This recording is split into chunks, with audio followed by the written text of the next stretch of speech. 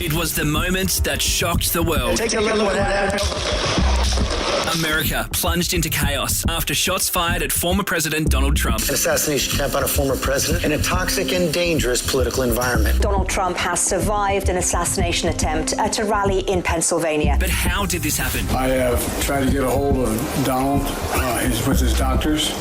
Apparently he's doing well. Our next guest is a former Secret Service agent who looked after President Barack Obama and his wife Michelle, and Joe Biden when he was vice president. Now he's an author and here to tell us just how it was possible that Donald Trump was so close to being killed. When you've actually been shot and you can get up, fist in the air, telling people to stay in the game to fight, the first words out of my mouth were, "You're the biggest badass I've ever seen." Please welcome former Special Agent Corey Allen.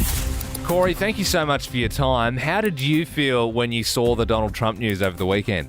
I was utterly shocked and appalled, and a little bit of disbelief as well that it had occurred at a Secret Service venue, knowing the ins and outs of how those things come together and how they work, and seeing the agents react and respond, knowing that could have easily been me had I not left the agency, and it was a little bit surreal.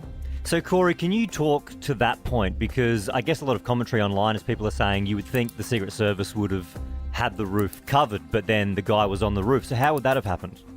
To me, and I'm not here to Monday morning quarterback my former peers, nor do I speak for the agency, but it looked like there was a breakdown in communication when it started being reported that, hey, there's this person over here who apparently was scaling the building or ended up on the roof. But that's just my citizen view from the outside. Overall, do you think they did a good job on the day? There was a failure. I mean, obviously, unfortunately, a citizen lost their life and there were two others injured and the former president was injured. So that's a bad day. That is worst case scenario. And I can't fathom the stresses of what the agents who were ultimately responsible. There's a site agent who's ultimately responsible for that entire venue. But no, it was a bad day. There's some learning that has to occur, some adapting, and let these investigations unfold to figure out how this happened, why it happened, and make sure it doesn't happen again. And, as the shots were sort of unfolding and everyone was seeing it around the world, it's like, how wild this is actually happening. And you can hear the shots ringing and the crowd, sort of starting to get disrupted. And then straight away, I think there's 4 or 5 agents who crowd around Trump. And that was you at some point. That was the job that you were doing. How do you come to terms, you just talked about having a young family, with having to jump in front of potentially a sniper rifle or a bullet for someone?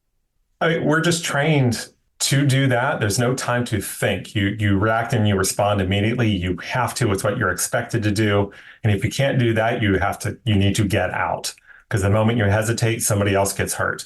So you just compartmentalize the best you can. And even when I was a police officer, you knew each day you put on your uniform and you go out on patrol that you may not come home that night. I mean, that's insane, Corey, being able to jump in front of a bullet. That's just one part of your job. You're also probably protecting the president in the Oval Office. I'm sure you're privy to a lot of information. Does a lot of the stuff you're overhearing go in one ear and out the other?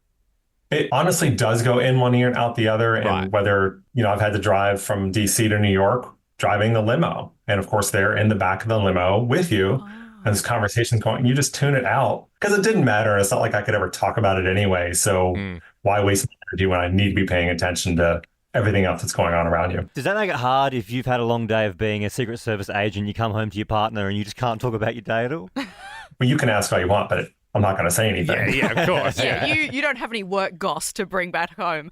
Well, thank you, Corey, so much for your time. We really appreciate it. If you want to hear more of these amazing stories, you can get Corey Allen's book, Breaking Free, A Saga of Self-Discovery by a Gay Secret Service Agent at CoreyAllenBooks.com. Again, thank you so much for your time. Thank you for having me on. Y'all have a great night.